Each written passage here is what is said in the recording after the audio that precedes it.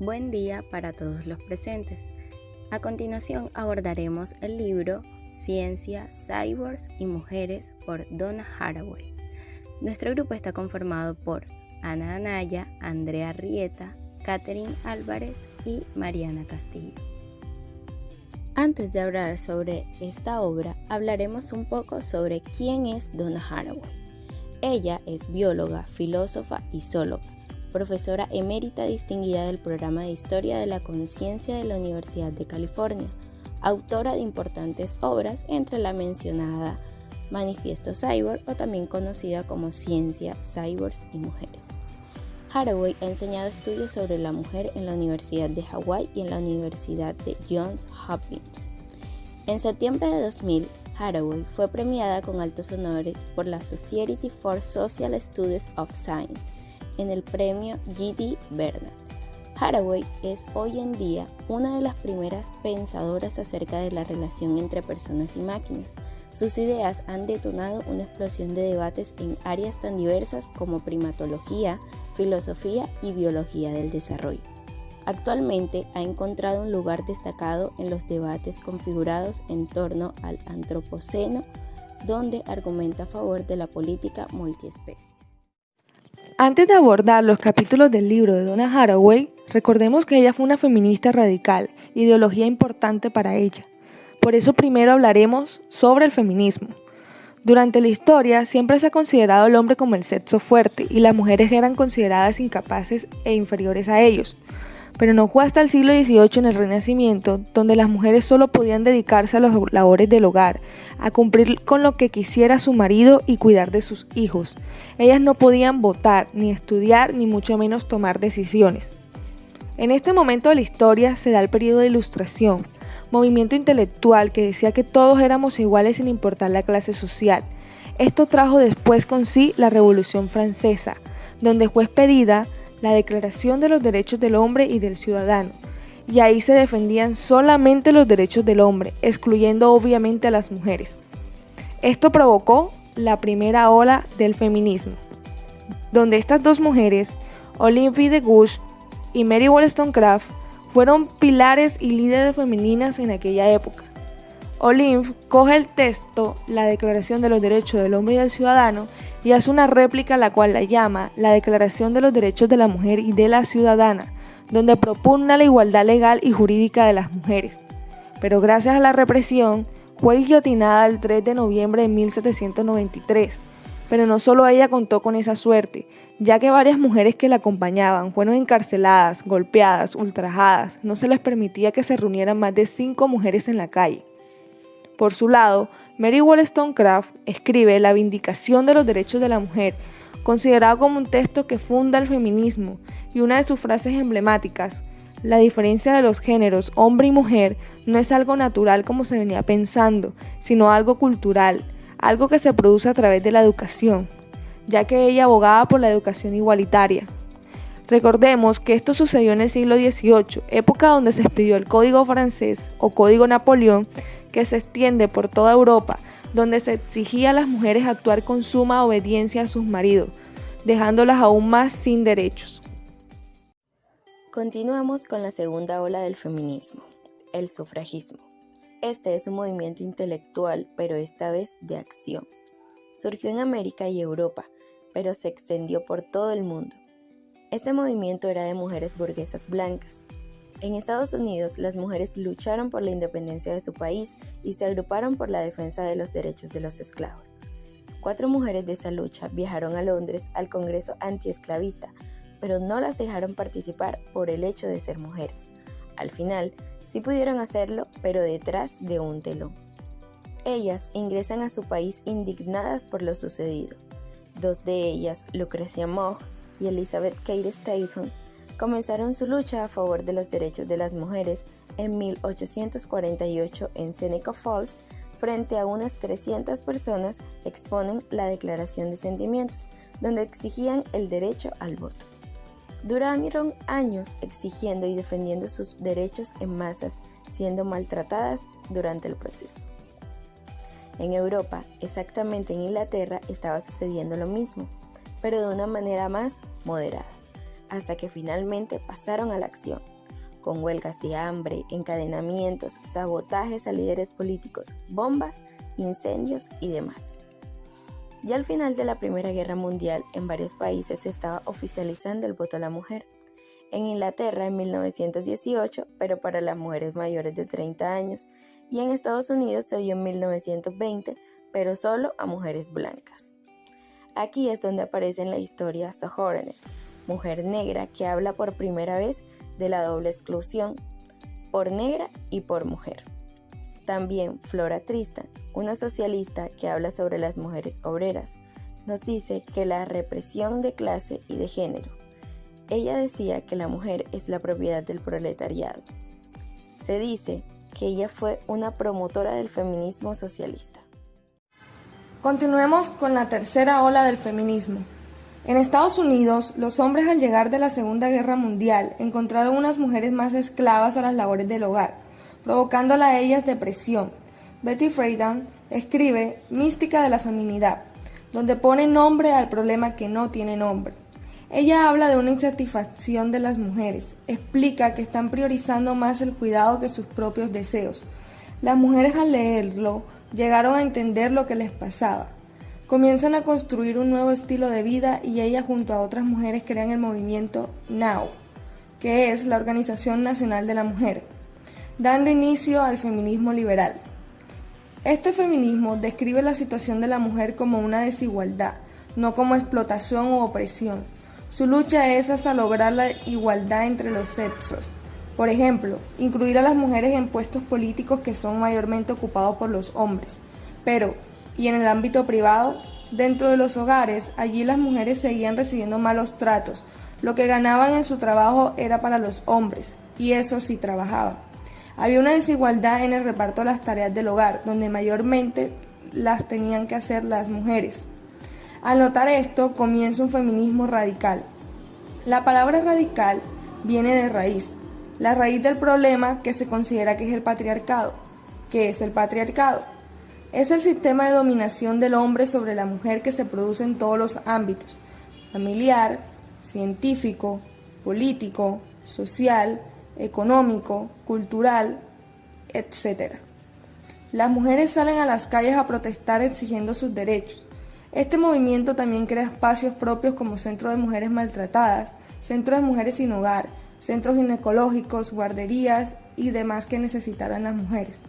Este mismo consigue que las mujeres del siglo XX vayan cambiando por el día a día. Ya al llegar a los 90, aquí viene la inclusión de mujeres trans, de mujeres africanas, asiáticas, musulmanas, las mujeres que también estaban excluidas.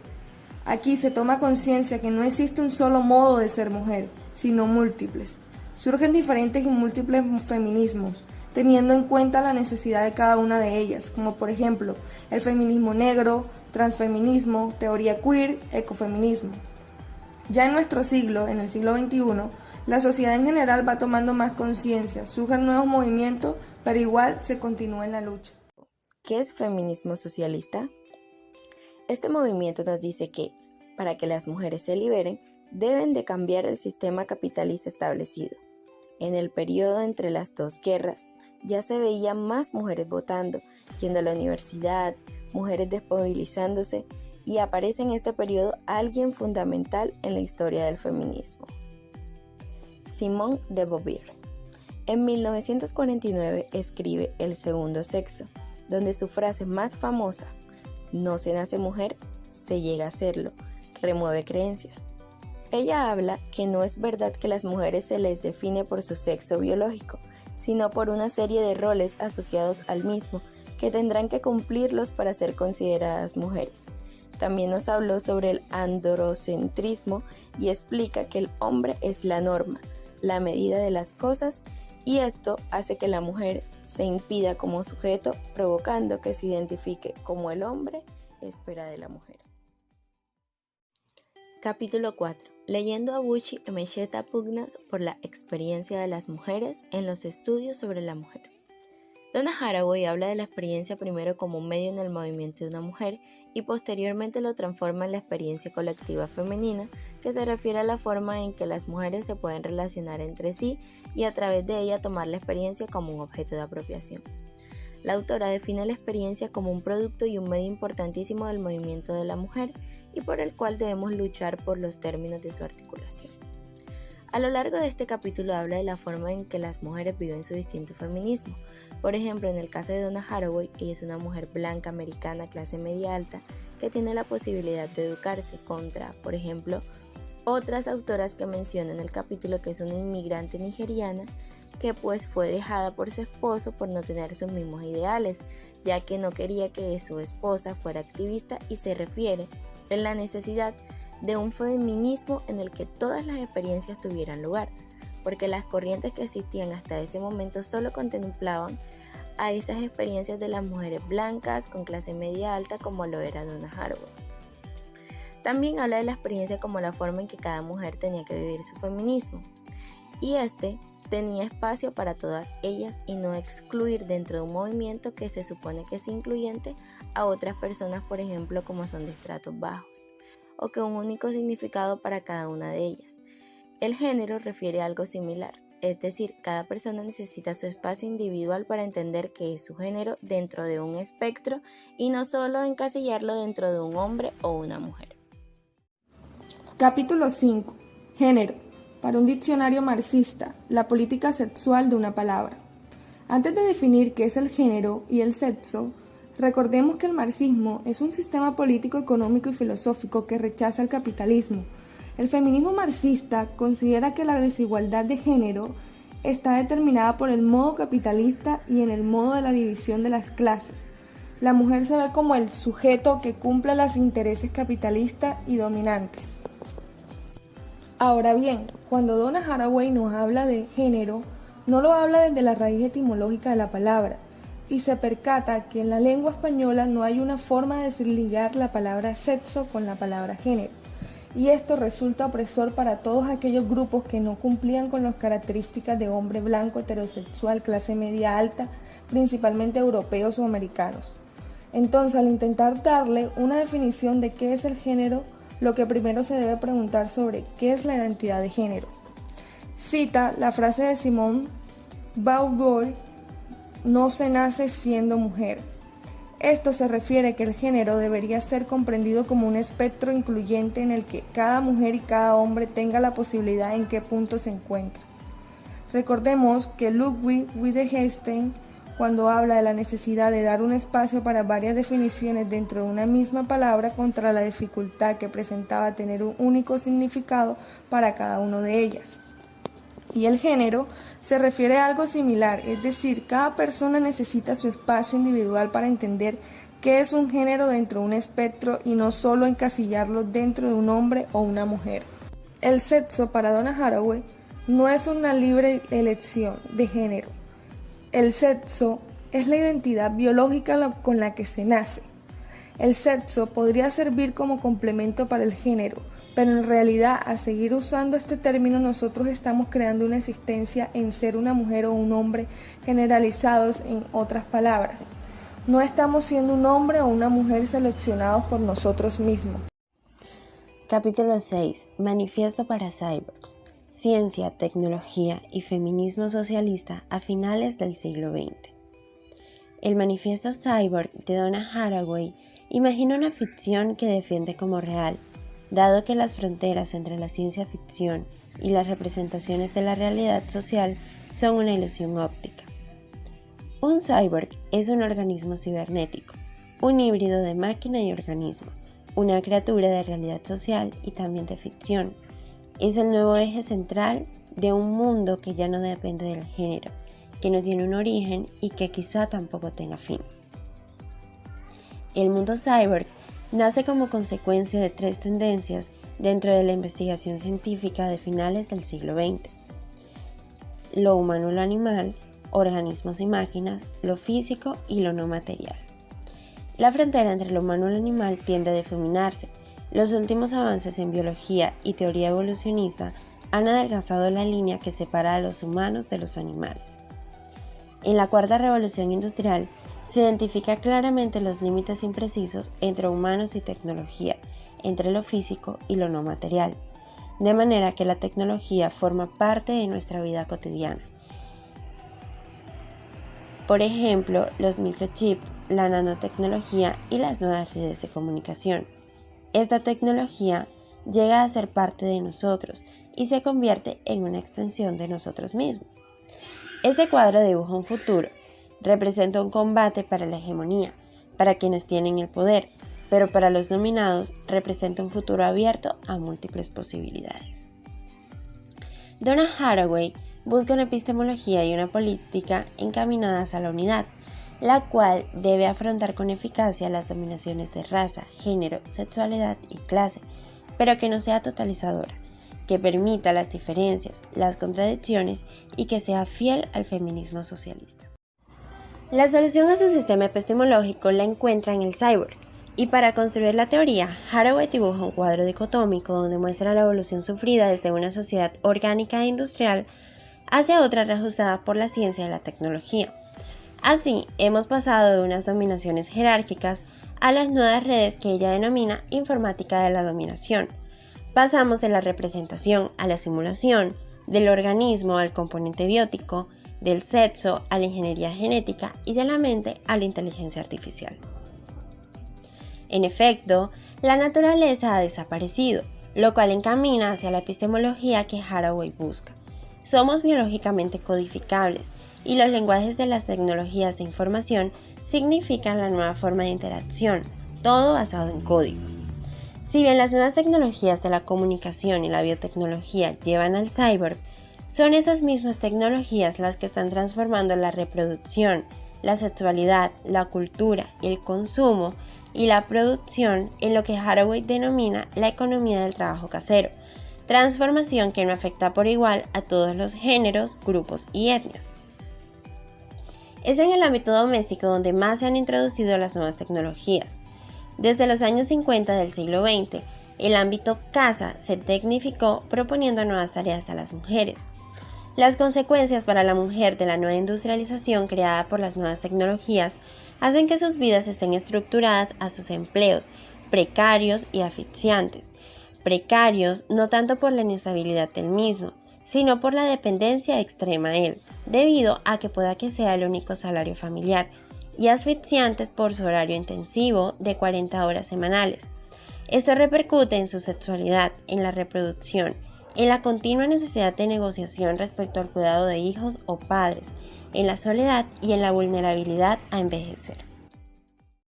El nuevo feminismo, según Haraway, debería dirigirse a las mujeres que ocupan las posiciones laborales privilegiadas, principalmente en la tecnología y en la producción científica. El nuevo feminismo debe estar adaptado al entorno ambivalente, fluido, mixto y contradictorio de la informática de la dominación, un entorno donde no tienen sentido las dualidades, sino las relaciones entrelazadas de las redes. El feminismo orientado al socialismo debe huir del lenguaje común, de tener una clasificación taxonómica y de una epistemología política sólida y unificadora. La solución está en entender las relaciones emergentes, los hilos de seda que unen la naturaleza cyborg a la fusión de máquinas, animales y humanos. El fundamento del género cyborg es llamar a una codificación de la comunicación y la inteligencia para subvertir el mando y el control. La tecnología cyborg rompe cualquier tipo de dualismo perfecto en los que se ha basado la cultura occidental. Difumina las barreras de lo humano y lo tecnológico, del cuerpo y del cerebro electrónico. Acaba con los puntos de referencia, con el yo, con la perfección epistemológica y se regocija en lo imperfecto e inacabado, en la unión del humano-máquina. El género cyborg es el fin de la reproducción para pasar a la regeneración. En este capítulo se desarrollan con mayor profundidad los conceptos del conocimiento situado desde la perspectiva de la epistemología feminista, los construccionismos sociales, su relación con la objetividad y la tecnología. Durante el capítulo, la autora aboga por una mayor participación de la mujer en el área científica y de esta forma repensar las formas en que se dan los procesos científicos y cómo desde el feminismo con su epistemología puede lograr un consenso y romper con la dominación masculina en dicha área.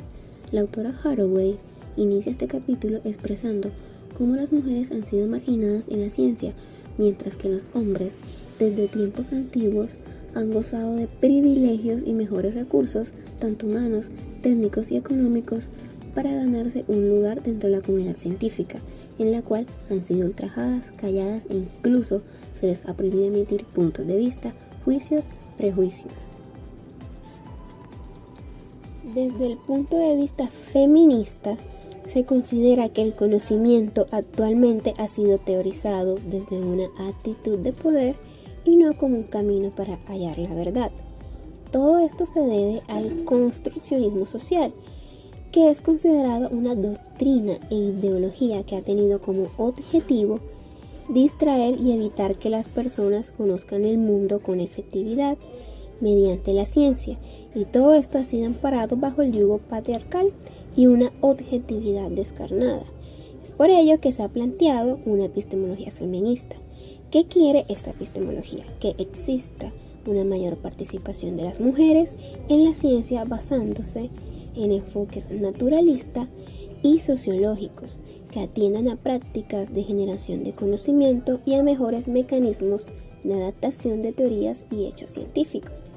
Dentro de esta epistemología se propone una teoría feminista para el desarrollo del sistema de la ciencia y tecnología, y que ésta sea hecha por mujeres, además de que se multipliquen los sujetos de conocimiento, es decir, que exista un sistema de interacción completo para desarrollar la ciencia. ¿Qué pretenden desde este punto de sistema de interacción? Preservar la objetividad y racionalidad de la producción científica por medio de una guía normativa en la que se incluyan más puntos de vista en el proceso de la construcción científica, y que la ciencia esté abierta a estándares de crítica y legitimación universal de la misma. ¿A qué se refiere la epistemología feminista cuando habla de objetividad? Esta busca la parcialidad en la ciencia, que los sujetos de conocimiento sean examinados con los mismos términos en que se estudian los objetos de conocimiento. Hay que mencionar que desde esta visión se plantea repensar al sujeto y objeto como algo multidimensional en el que todos los agentes participan para producir conocimiento. También se incluyen la naturaleza y cultura como sus agentes para conocimiento. Asimismo, dentro de esta objetividad de la ciencia se incluyen las reglas de investigación, relaciones entre científicos, aceptación de la crítica, normas y metodologías aplicadas entre esta misma comunidad. De la objetividad surge la relación de diálogo entre los conocimientos situados para lograr un mayor entendimiento por parte de los individuos que en un contexto histórico dado poseen conocimientos parciales y cambiantes, y es en esta discusión cuando se unen esos dos puntos de vista lo que genera un nuevo conocimiento, es decir, se llega a un consenso dialogado, y esta objetividad pone de manifiesto los conocimientos situados como una manera de expresar la construcción social del conocimiento y ponerle fin a las circunstancias que contradicen a la misma, para que la ciencia sea vista como neutra, imparcial y autónoma. Otro punto importante a destacar es la importancia del lenguaje para la adquisición de conocimiento. Este se da por medio de la retórica, que es considerada como el arte de la persuasión. Donna Haraway considera que todos los actores sociales que participan en ese juego del conocimiento tienen que hacer uso de esta, ya que la considera como una retórica social, ya que por medio de esta se puede cambiar al mundo. Finalmente, hay que mencionar el papel de la mujer dentro de la tecnología. Todos los efectos de la ciencia y la tecnología sobre la vida de las mujeres han sido analizados como consecuencias negativas de determinadas teorías científicas y prácticas tecnológicas para las mujeres. Esto es lo que Haraway denomina informática de la dominación, y se refiere a la gran demanda del trabajo requerida, por ejemplo, para la manufactura de productos electrónicos, dando como resultado una precarización y feminización de ese trabajo.